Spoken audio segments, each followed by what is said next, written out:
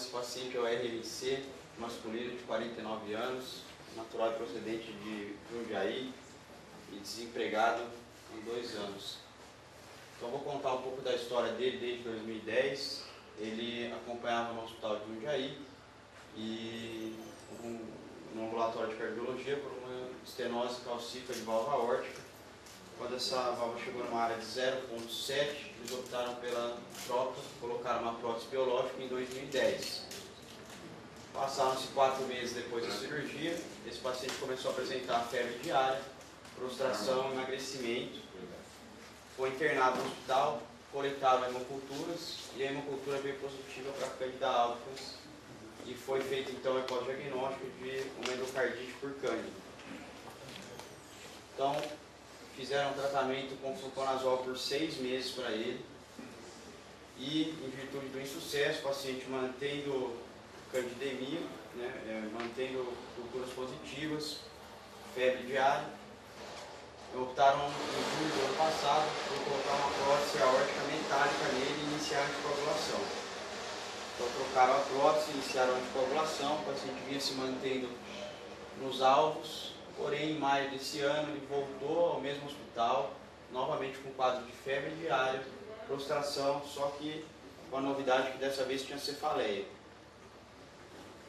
E aí em Jundiaí esse paciente foi submetido a um eco transesofágico, que a gente só teve acesso ao laudo feito pelo médico assistente, então não tinha o detalhamento, mas pelo que contava, era um abscesso paravalvar em região aórtica. A conduta para esse paciente na ocasião, em maio, foi uma internação, ele ficou até o mês de junho fazendo 38 dias de anfotericina B, tazocin, vancomicina. Na internação ele teve melhora da febre, melhora do estado geral, porém teve alta mantendo o quadro de cefaleia.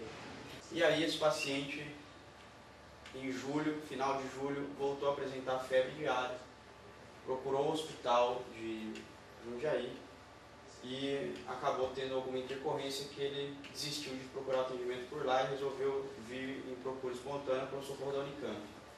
Ele contou que desde a alta ele passou 40 dias sem febre, mas mantém uma cefaleia discreta. Quando chegou aqui no PS, estava com uma história de um quadro subfebril já há 5 dias e uma piora da cefaleia. A equipe da clínica avaliou, pediu avaliação da neurologia, que encontrou um papiledema bilateral, rigidez de nuca positivo e kernel positivo. O que é kernel? Deitou aqui, sempre levanta a perna. É o mais, muito sensível para meningite. Foram coletadas hemoculturas, no total foram 5 pares, e foi visto o RNI dele de 2,14. Esse daqui é o raio-x dele de entrada, ficou muito contrastado, não dá para ver o anel da válvula, mas se colocar na parede branca dava para ver certinho. Tem uma área cardíaca um pouco aumentada, mas o raio-x foi feito deitado, foi feito na maca, vou deixar o paciente reclamar. O eletro dele, um ritmo sinusal, uma frequência em torno de 70. O exame dele na entrada, então praticamente tudo normal. O leucograma dele normal, função renal um pouco no limite ali, 1,5 de creatinina para o síndrome, um HB abaixo da normalidade para o sexo masculino e um RNI de 2,14, nada mais que chamasse a atenção. E aí esse paciente foi para a retaguarda, colocado para ele heparina, 12.500 unidades de 12 em 12, em virtude da válvula, e esperou-se a melhora do RNI para que se coletasse o líquor dele. O líquor que chama a atenção é um predomínio linfomonocitário, com uma glicose aí no limite inferior. Fizeram uma ressonância de crânio para ele. Quantas células é esperada no líquor? Até 5. Praticamente nada, até 5. Aí encontraram 218, 98% de linfócitos. Na ocasião desse líquor, foi sugerido a ressonância de crânio para avaliar a possível embolização. E o laudo, na verdade, vai sair hoje. Foi discutido com um assistente da rádio, mas o chefe mesmo dessa parte vem avaliar hoje. Mas esse assistente adiantou que tem só um hipersinal em região occipital que, não sei, assim, pode ser algo inespecífico, nada que sugira um foco emboliogênico ali.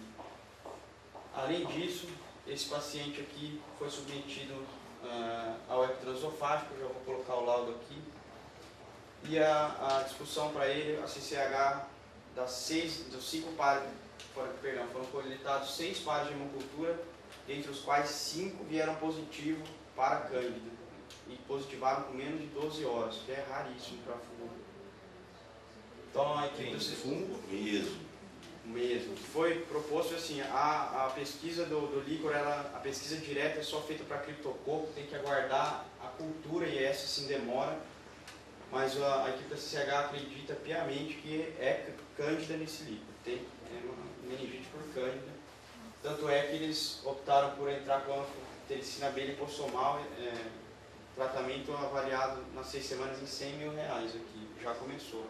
Aqui então a primeira parte do eco dele, tem um ventrículo esquerdo um pouquinho dilatado,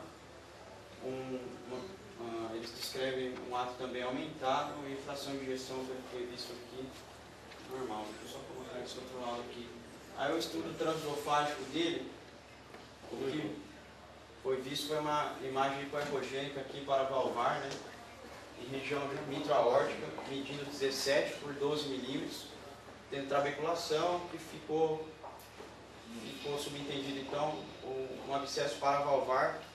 Aquele dia você chegou a comentar, né, Dani, parecia até que já tinha drenado uma parte pela imagem do eco. Eu e o Hugo ontem não conseguimos pegar as imagens, então ficou só o laudo mesmo. Então assim, a retaguarda, a grande dúvida, e ontem eu tive a sorte de estar de plantão com o Luiz Felipe da CCH e com a Soraya da Cardíaca.